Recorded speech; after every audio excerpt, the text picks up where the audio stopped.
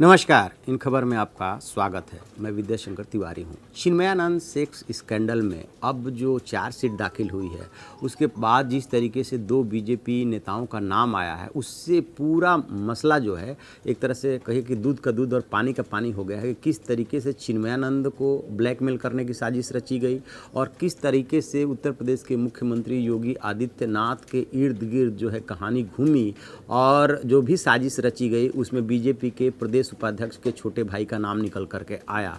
उस दौरान भी ये बात आई थी कि बीजेपी के ही दो नेता इस पूरे प्रकरण में इन्वॉल्व हैं और चिन्मयानंद को फंसा रहे हैं। चिन्मयानंद ने ही, चूंकि योगी आदित्यनाथ के बारे में माना जाता है कि उनका नाम आगे किया था सीएम के लिए, इसलिए न सिर्फ चिन्मयानंद बल्कि योगी आदित्यनाथ के भी खिलाफ ये साजिश मानी गई, तब ये बात आई थी। लेकिन ये क्लियर नहीं हो रहा था कि वो नेता कौन है और क्या उनकी रंजिश है, क्या चाहते हैं वो, ये सब नहीं हुआ था। लेकिन अभी 4700 पन्नों का जो चार्जशीट एसआईटी ने दाखिल किया है, उसमें जो बातें निकल करके आई है वो बात ये निकल करके आ रही है कि उत्तर प्रदेश बीजेपी के जो उपाध्यक्ष हैं जेपीएस राठौर और वो राज्य प्रदूषण नियंत्रण बोर्ड के अध्यक्ष भी हैं, मंत्री का दर्जा होता है, उनके छोटे भाई जो हैं डीपीएस राठौर हैं, जो कि भाजो यानी भारतीय जनता युवा मोर्चा के जिलाध्यक्ष रह चुके हैं, भाजपा के जिला मंत्री भी रह चुके हैं।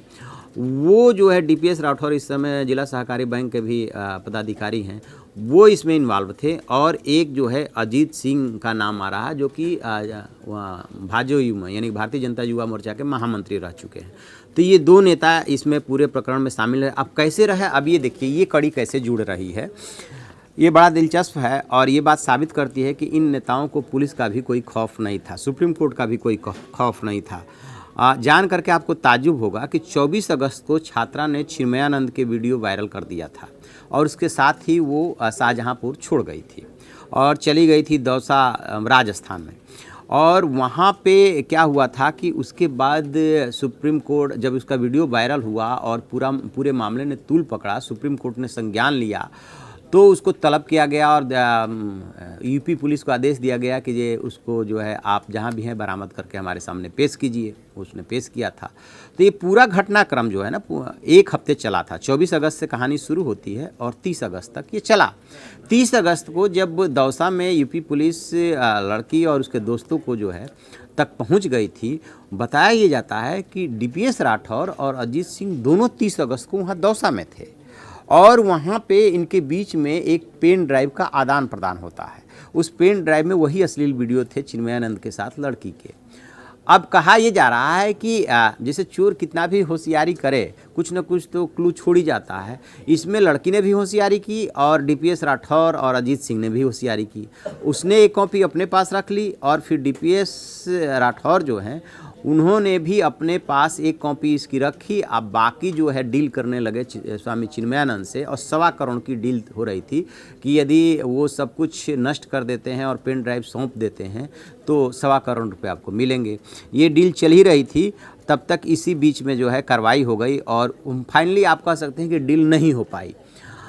तो अब ये सवाल उठता है कि आखिरकार ये किसके इशारे पे किया जा रहा था। मतलब डीपीएस राठौर जो जिले में 2 बड़े पदों पे बीजेपी के रह चुके हैं, कोई बच्चे तो थे नहीं जो अनजाने में ये सब कर रहे थे। और ये भी माना जा रहा है कि जो जेपीएस राठौर है, जो उनके बड़े भाई है, बिना उनसे पूछे कुछ नहीं करते हैं। तो नहीं करते हैं तो क्या इसमें भी उनकी सहमति थी? और यदि इसमें ऐसी बात निकल करके आती है जेपीएस राठौर से, तो फिर वो प्रदेश के उपाध्यक्ष हैं और बीजेपी सदस्यता अभियान के संयोजक रहे, ठीक ठाक कद रखते हैं उत्तर प्रदेश की राजनीति में।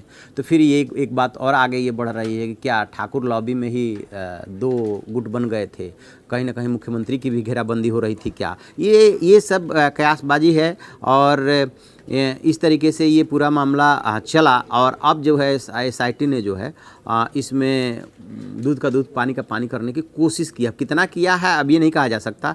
एक नाम और आ रहा है, वो बताएंगे हम आपको। लेकिन उससे पहले ये बता दें कि जो अजीत सिंह नाम का व्यक्ति है, जो बीजेपी का नेता है, उसके जो कनेक्शन है, वो जो 3 दोस्त थे लड़की के, संजय, सचिन और विक्रम, तो उससे इनसे संजय और जो सचिन है इनकी आपस में रिश्तेदारी है, सचिन और विक्रम की आपस में रिश्तेदारी है और अजीत सिंह से भी दूर की इनकी रिश्तेदारी है। तो यानी कि पूरा लड़की 1, संजय 2, सचिन 3 और विक्रम 4 और प्लस ये 2 नेता, 6, अभी तक इन 6 का कनेक्शन निकल करके आ रहा है। और ख़ास बात यह है कि इन 6 में भी बहुत अच्छा कोऑर्डिनेशन और बहुत अच्छा विश्वास का लेवल नहीं था कि एक दूसरे पे ट्रस्ट कर रहे हों।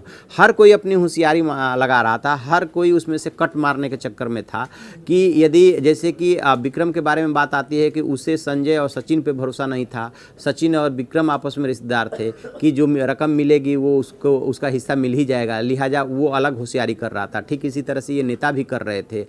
तो आपस में रिश्तेदार थे, बाकायदे साजिश रची गई, साजिश रच के ब्लैकमेल किया जा रहा था, 1.25 करोड़ में सौदा होने वाला भी था। तो उधर दोनों नेता 1.25 करोड़ में सौदा कर रहे थे और इधर ये 3 और लड़की मिलकर के 4 जो है 5 करोड़ में सौदा कर रहे थे, 5 करोड़ की डिमांड कर रहे थे। ये बात निकल करके आ रही। एक और बात निकल करके आ रही कि ददरौल के पूर्व विधायक हैं और भाजपा नेता हैं देवेंद्र पाल सिंह, इन्होंने स्वामी चिन्मयानंद की जो है मदद की। तो क्या मदद की, कैसे मदद की, अभी इनको सम्मन जारी किया गया है, एसआईटी ने सम्मन जारी किया है। जब इनसे पूछताछ होगी तो पता चलेगा। बहरहाल एक बात क्लियर हो गया है कि ये बीजेपी के जो नेता हैं दोनों, इन्होंने जो है बीच में लड़की और उसके दोस्तों से दोस्ती करके और चिन्मयानंद को बाकायदे ब्लैकमेल किया था। डील हो रही थी, लेकिन इसी बीच पूरा भांडा फूट गया और कार्रवाई हो गई और अब वो पुलिस के और चार्जशीट के जद में है। चार्जशीट उन दोनों के खिलाफ भी दायर की गई है।